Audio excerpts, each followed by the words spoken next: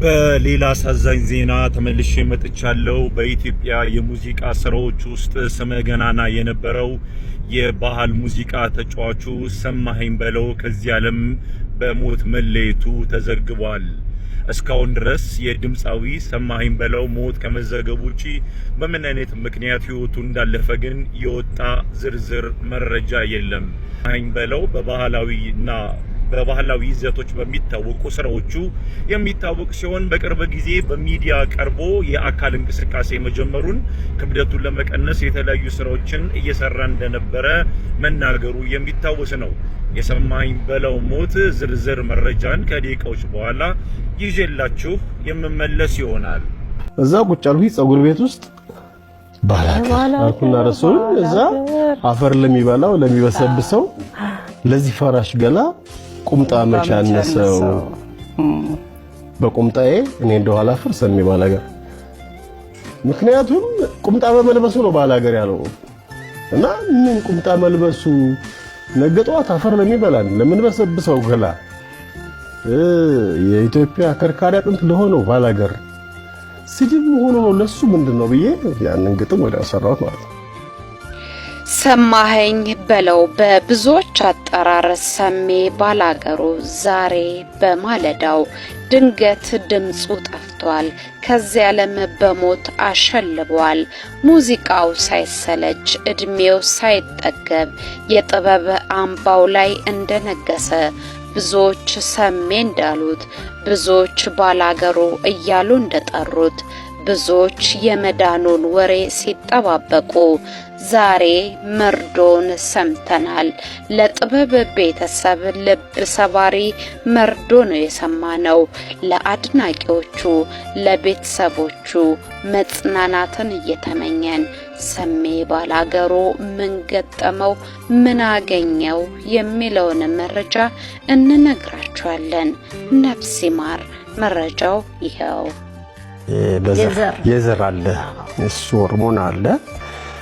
ከሱ ውጪ ግን የራሴም ስንፍና አለ። ስንፍና በቃ የኔ የራሴ ስንፍና አካላዊ እንቅስቃሴ አለማድረግ፣ እረፍት ማብዛት፣ አለመንቀሳቀስ። ተወዳጁ ድምፃዊ ሰማኸኝ በለው ከዚህ ዓለም በሞት ተለየ። በተለይ በባህላዊ የሙዚቃ ስራዎቹ የብዙሃንን ልብ መግዛት የቻለው ተወዳጁ ድምፃዊ ሰማኸኝ በለው በዛሬው ዕለት ከዚህ ዓለም በሞት መለየቱ ተሰምቷል። ባለፉት ጊዜያት ከፍተኛ የሰውነት ውፍረት የነበረበት ድምፃዊው ውፍረቱን ለመቀነስ የተለያዩ አካላዊ እንቅስቃሴዎችን ሲያደርግ እንደነበር ይታወሳል። ይሁን እንጂ ባደረበት ምክንያት በህመም ሲረዳ ቆይቶ ዛሬ ሰኔ 8 ቀን 2018 ዓ.ም በተወለደ በ40ዎቹ ዕድሜው ህይወቱ ማለፉ ተሰምቷል። ድምፃዊ ሰማኸኝ በለው በሙዚቃው ዓለም ያበረከተው አስተዋጽኦ ብቻ ሳይሆን በትህትናውና በማህበራዊ ህይወት ተሳትፎ በብዙዎች ዘንድ እጅግ የሚወደድ ከያኒ ነበር። ባለትዳርና የአራት ልጆች አባት የነበረው ድምፃዊው ድንገተኛ ረፍቱ ለመላው የኪነ ጥበብ ቤተሰብና ለአድናቂዎቹ ታላቅ ድንጋጤና ሀዘንን ፈጥሯል። አርቲስቱ የቅርብ ቤተሰቦች፣ ጓደኞች እንደዚሁም አድናቂዎች በሙሉ መጽናናትን እንመኛለን። ሰማኸኝ በለው ድልድይ በመባል በተለምዶ ይታወቃል። እንግዲህ ይህም ድልድይ ስያሜውን ያገኘው በዚህ ድልድይ ላይ ሰማኸኝ በለው መኪና አደጋ ከደረሰበትና ከተረፈ በኋላ ነው። ሰማኸኝ በለው ባጋጠመው ህመም ምክንያት ከዚህ ዓለም በሞት መለየቱ ሰምተናል። ቅርብ ጊዜ ወዲህም እንግዲህ ሰውነቱ ያለአግባብ እየጨመረ እንደነበረ አስተውለናል። ይህም ለሞቱ መንስኤ ይሆናል ተብሎ ይጠበቃል። ለማንኛውም ለሰማኸኝ በለው ቤተሰቦችና ወዳጆች መጽናናትን እንመኛለን። ለሰማኸኝ በለው እናንተስ ምን ትላላችሁ? ሀሳባችሁ ኮመንት ላይ ጻፉልን። መረጃ ሌሎች ሼር ማድረጋችሁ እንዳትረሱ። አዲስ ሆናችሁ ፎሎ አድርጉ። መልካም ቀን። እጅግ አሳዛኝ ዜና ሰምተናል። ድምፃዊ ሰማኸኝ በለው ከዚህ ዓለም በሞት ተለይቷል። ድምፃዊ ሰማኸኝ በለው ወይም ሰሜ ባላገሩ ባደረበት ህመም በሕክምና ሲረዳ ቆይቶ በዛሬው ዕለት ከዚህ ዓለም በሞት ተለይቷል። ድምፃዊ ሰማኸኝ በለው የተለያዩ ባህላዊና ሌሎች ይዘቶች ያሏቸው የሙዚቃ ስራዎችን ለአድማጭ ተመልካቾች አበርክቷል። ድምፃዊው ለህዝብ ካበረከታቸው የሙዚቃ ስራዎች መካከል ነይ ዘመድዬ፣ እንዴት ነሽ፣ ደቦት እንስራ፣ ዘናበይ፣ ባላገሩና ሌሎችም ይገኙበታል። ድምፃዊ ሰማኸኝ በለው ባለትዳርና የአራት ልጆች አባት እንደነበር ከቤተሰቦቹ ያገኘነው መረጃ ያመለክታል። ለቤተሰቦቹ ለወዳጅ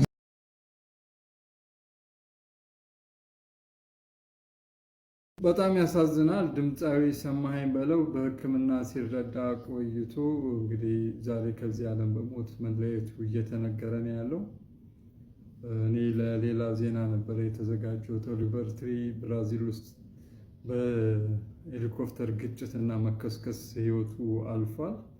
እንግዲህ ሁለቱም ድምፃውያን ናቸው።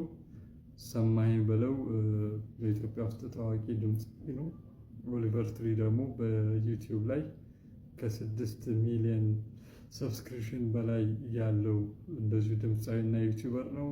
ቲክቶክ ላይ ደግሞ ወደ 16 ሚሊዮን ተከታይ አለው። ለድምፃዊ ሰማኸኝ በለው እና ለኦሊቨር ትሪ ሁለቱም ድምፃዊ ናቸው። ነፍሳችሁ በሰላም ትረፍ።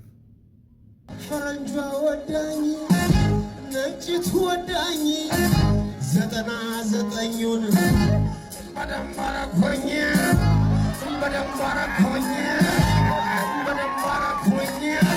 የእሷ ነገር አያልቅ አንድ ቀራለችኝ እሱ ምነው ብላት አንገቴን ጠምዝዛ ፀጉሬንም ጨምድዳ ወደታች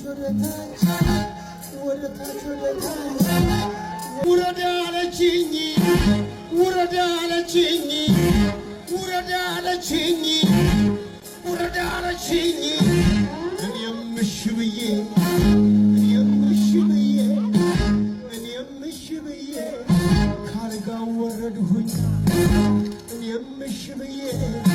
ካልጋው ወረድሁኝ የባላገር ነገር ተንበረከኩላት እስክስታ መስሎኝ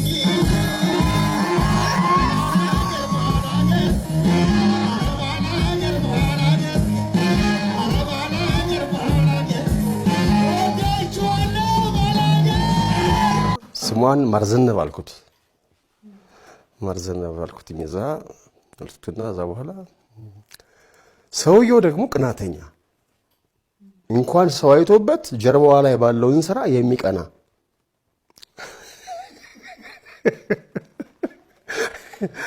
አርጌ ጻፍኩ። አጀብ ነው አንተጌ አሳምሮ ፈጥሯት ማሩን ቀብቷት ይሄው ሰጣኛል ለኔው ሙአት ትብልልኝ እስኪ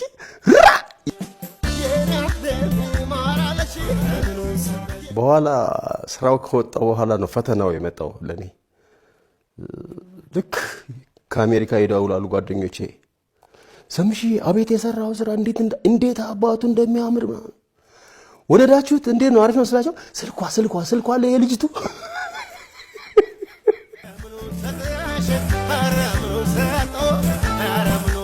አንዳንዴ ምኑን ሰጠሽ ላይ ግን ያዘናኛል። ቲክቶክ ላይ ከመጣሽ ምኑን ሰጠሽ ላይ ያስቁኛል።